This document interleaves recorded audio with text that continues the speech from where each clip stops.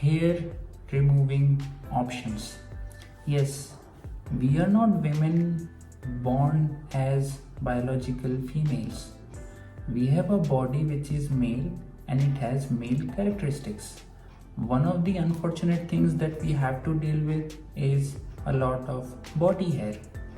So let us quickly understand what are the different options that we have when it comes to body hair removal. The first and the most simplest thing to do is just to shave your entire body. But shaving can be time consuming. Shaving doesn't cut the hair from the roots, so it can grow back again in a very short period of time. But at the same time, shaving is very cheap. You can just buy a razor and use it every week. But the drawback of shaving is you have to do it more often. The next option is waxing. Yes, you can either do waxing at home or you can go to a unisex salon and get waxing done.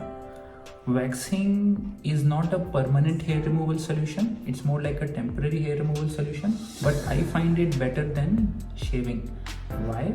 Because once you get waxing done, your hair will have that smooth feel, and the hair will not come back as quickly as compared to shaving.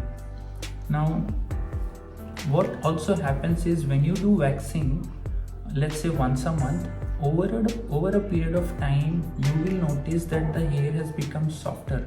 So initially when you go for waxing, it is going to be very painful, so you have to keep that in mind. But over a period of time, if you are regular with waxing, the hair becomes a little softer and the pain of waxing reduces, because it becomes very easy to pull the hair from the skin. The next option is epilators.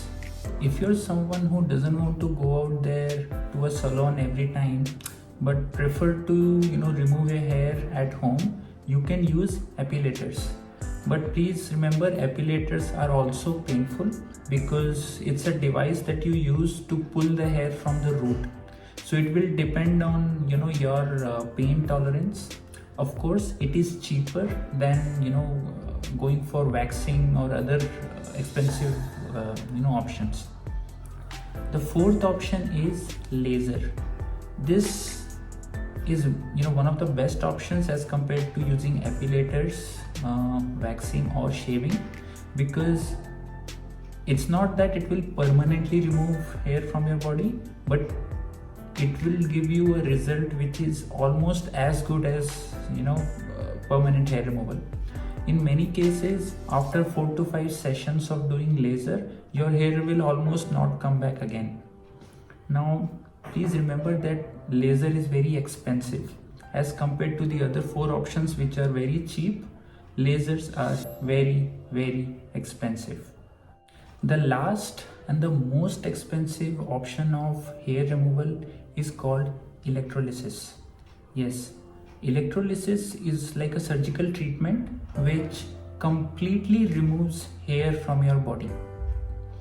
As compared to lasers, which slow down the hair growth, electrolysis will remove the hair completely, but it is very expensive. So that is what you need to remember when it comes to hair removal, girls. The most expensive and the best option is electrolysis. Second is laser. It is not a permanent solution, but one of the best options out there because it slows down the hair growth significantly. Next is your waxing or epilators.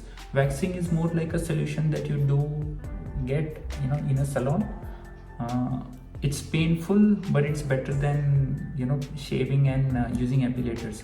Epilators is a cheaper option. You can do it at home. It pulls the hair from the root, but again it is very painful. And the last is shaving. If you cannot go for these other options, you can definitely just go for the old school option of shaving your entire body hair. It is very time consuming, but it is also very cheap. A quick note on grooming. Now that you have a clear understanding of how to go about your fashion and your wardrobe, the different ways to create that feminine appearance, body shaping, and hair removal, there is one thing which we can definitely learn, and that is grooming. In a day-to-day lifestyle, we most of us who are still in the closet, and most of us who are not able to be in touch with our feminine self, grooming can help a lot. What do I mean by grooming? Typically, it means keeping your nails pretty and feminine, and keeping your face hairless, and keeping your eyebrows trimmed. If you can just follow these three things, you will always be able to be in touch with your feminine self. Now, if you're someone who dresses up, every now and then this is a no-brainer. But this is for those people who are not able to dress up every day, right? So if you want to have a feminine shape of your eyebrows, go to a unisex salon and ask them to make it a little thin, not very thin, because then people will notice that there is something new in you. You can ask them to make it a little thin. The second thing, as I mentioned, is keep your face hairless. Having a stubble looks very masculine, and it will definitely not help you to be in touch with your feminine self. The third thing, and the best thing which I used to do earlier, was to keep your nails in a feminine shape. You don't have to color it all the time, but just go to a salon once in 1 or 2 weeks and get a manicure and a pedicure done. They will love it. They will love to have you as their customer.